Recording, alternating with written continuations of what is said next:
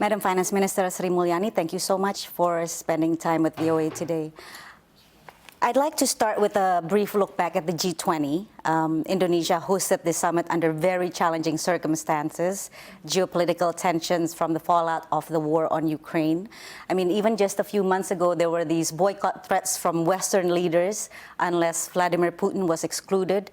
I think there was a lot of pressure on Indonesia to focus the summit on isolating Russia and helping Ukraine.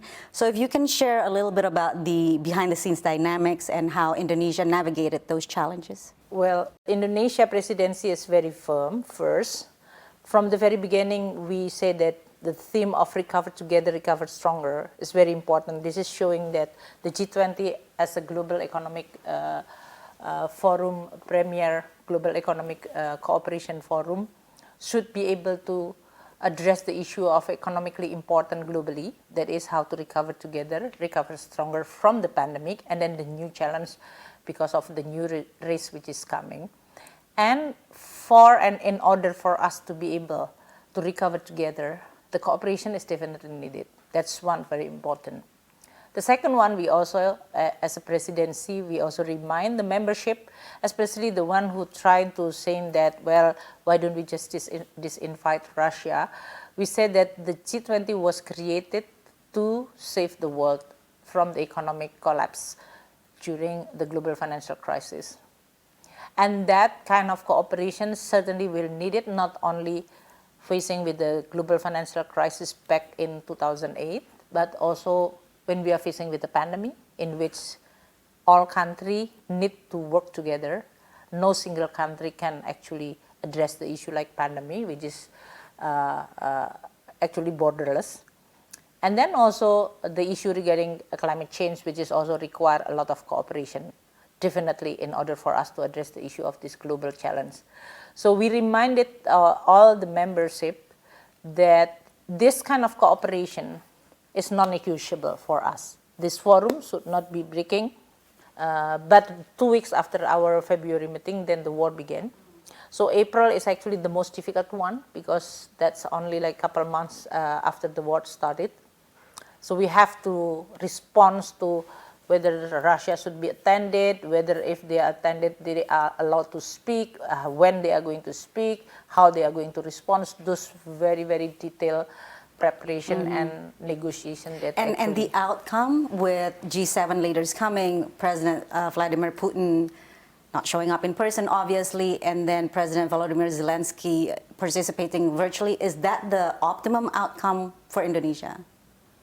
Yes, well, considering that we try to create the honest broker and at the same time also try to overcome the problem by creating a platform of communication, because when you are even in the war, you still need to communicate to each other, right? Or else then the war is going to be long lasting. So our initiative to say that, okay, we are going to wait to invite President Zelensky, in this case, or at the ministerial level, I invite the Minister of Finance first. So we invited, for example, this in April. They are actually welcoming this gesture. And then we also provide them with the ability or to the time to speak regarding what is happening, and also Russia to also allow to also intervene and make the statement. Although on the first meeting there were a group of 7 that walked out from the room, but I think that is a good for the ministerial level to provide those kind of tension to be diffused. So when we have this leaders meeting, I think they've already knows what is actually what we want in terms of their expectation of the meeting, and then who should attend, how we are going to address the issue. If we may stay on the fallout on the war of Ukraine, you're now saying that Indonesia can benefit from the G7 price cap on Russian oil. This seems to me a softening from your earlier position when you said that a price ceiling won't solve global energy supply issues. Can you clarify where Indonesia is in terms of Russian oil price cap and the purchasing of Russian oil? The war is creating what you call it the unprecedented of using the sanction, and this is on the economic side, which is also have the spillover effect globally. So although the war is actually between Russia and Ukraine, but the spillover is actually globally. That's especially true for the food and energy. So with this kind of situation in which disruption on the supply side creating a very extreme increase on the food and energy, some food as well as energy producers, they are benefiting from that at the cost of many other countries who actually need to import those two very important commodities. So, but just to be clear though, if the Russian oil is available on the market, would Indonesia purchase it? This is not like a free market in which you are actually going to the market and buying in this. So for Indonesia, the need for our oil in this case is up to the Pertamina, which is assigned by the government to actually procure and importing, because Indonesia, the production of Indonesia oil is not adequate comparing to the demand for the recovery especially. So it's really up to the Pertamina to actually finding what is the source of oil and how they are going to then get the oil with the best price, and especially also securing in terms of the availability. And at this point, for do you support the price cap? For Indonesia, the mechanism in terms of the budget in this case is actually when we decided what price that can be charged by the Pertamina, then there is always a possibility that the importing price, especially when the price is increased at the $90, $120 per barrel, much higher than what is our budget is already assumed, that is $64.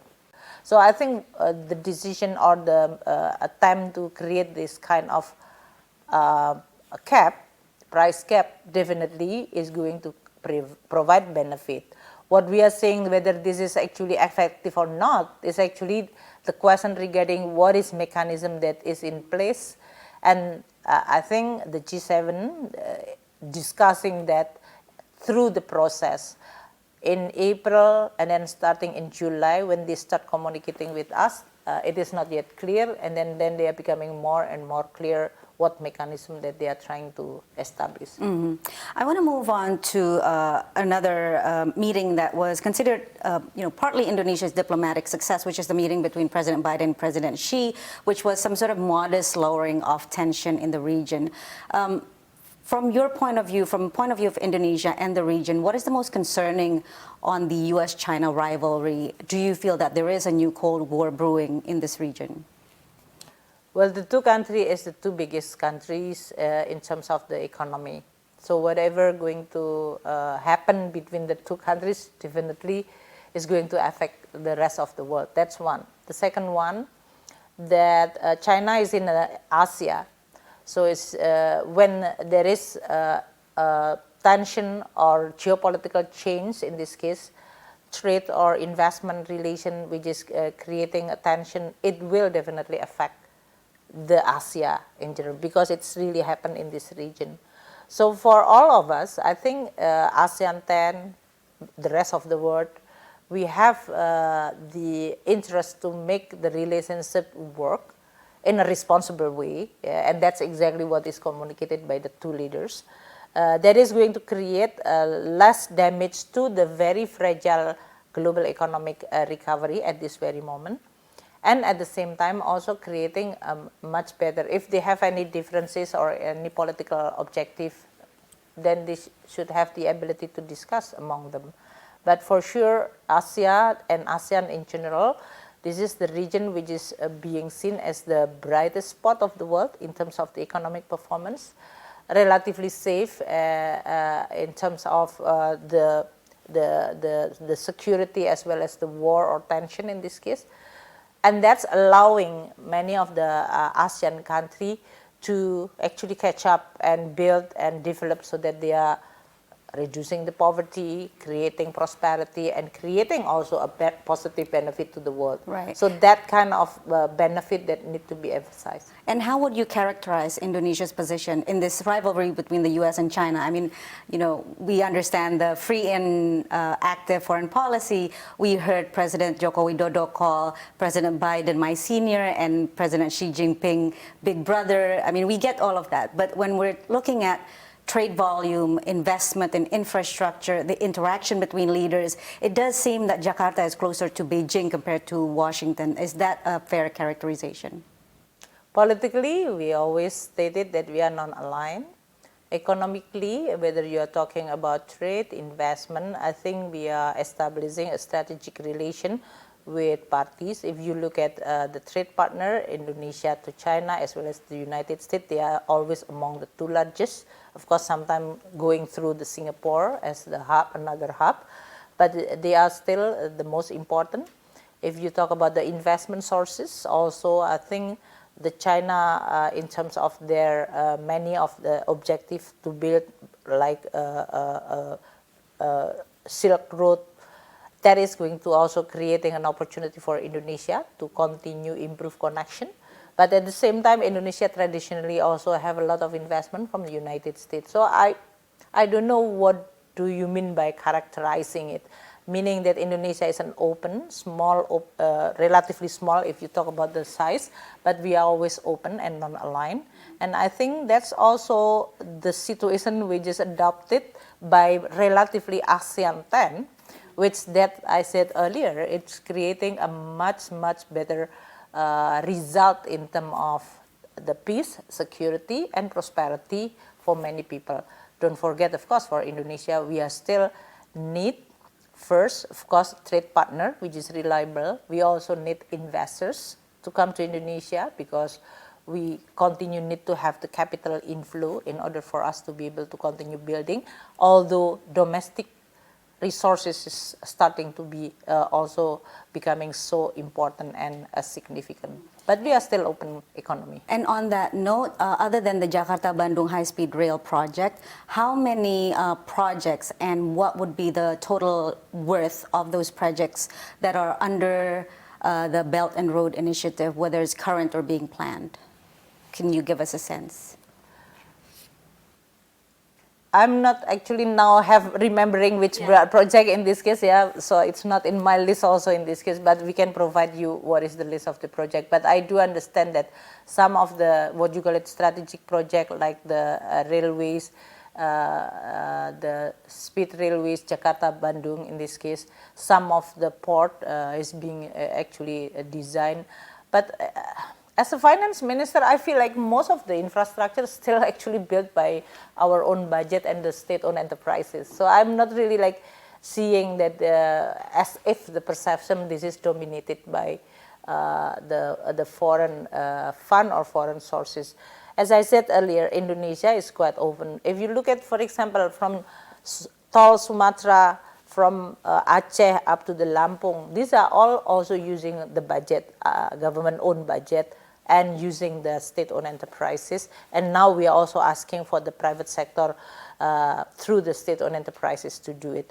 Many of what you call it project within the Indonesia toll road in Java, they are all mostly also coming from the budget as well as from the state-owned enterprises. And now we try to divesting so that there is a private sector participation is going to be there.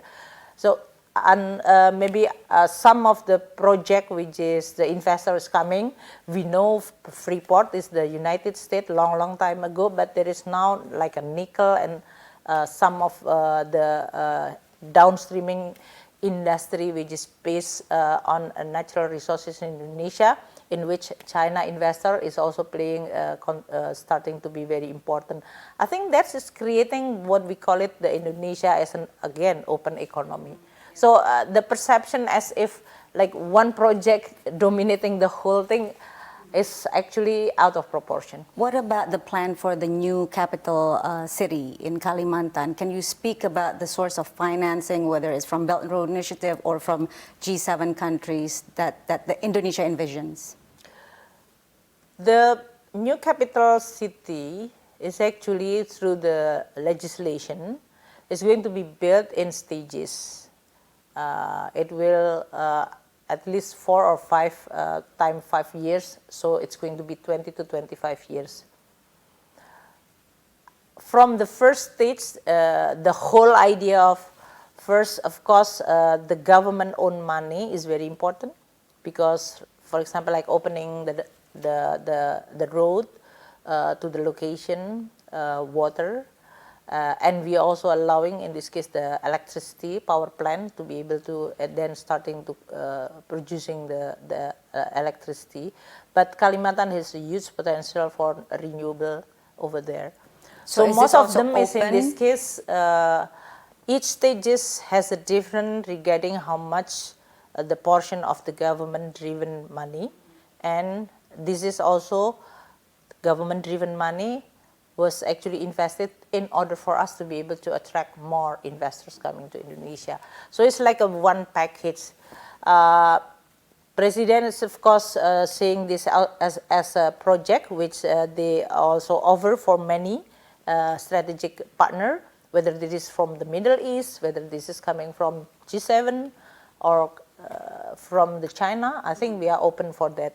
And what we are now aiming to achieve is on the first stage in which the level of readiness for the building that need to be executed, I think is already being started. And most, as I can remember until today, is mostly the government budget money.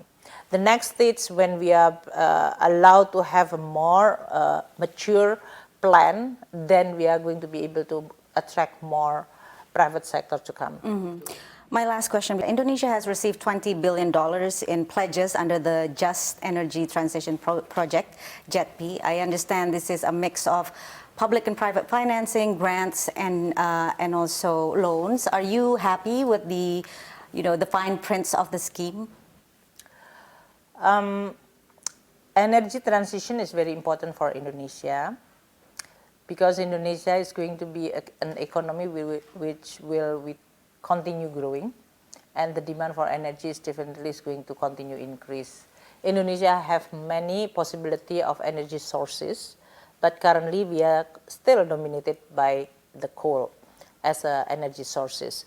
So for Indonesia to be able to continue growing and having more energy, but without, in this case, worsening the climate change, because we have our, what we call it, national determined contribution of reduction of the CO2 by 31% now, which we call it enhanced by our own sources, and then 43% with the international support. That will definitely require a transition on the energy sector. Now, for us to be able to transforming the energy toward more renewable, that will require how we can handle the existing coal power plant retiring soon, and that will require also an investment to retire the coal power plant, and also another investment to build the renewable. So within that context, what we are talking about, the affordable and just transition, is the principle in which Indonesia willing to use our own policy, resources, as well as framework for cooperation for this transition, and international is going to support based on what we are offering in this case.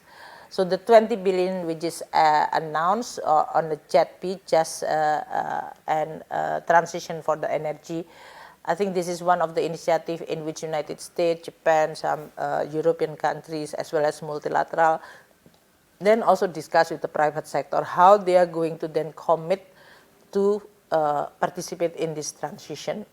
I think at the end of the day, the test is going to be whether this money will be really delivered when we are preparing the real project. Madam Finance Minister, thank you so much for your time with VOA today. Sure. Thank you.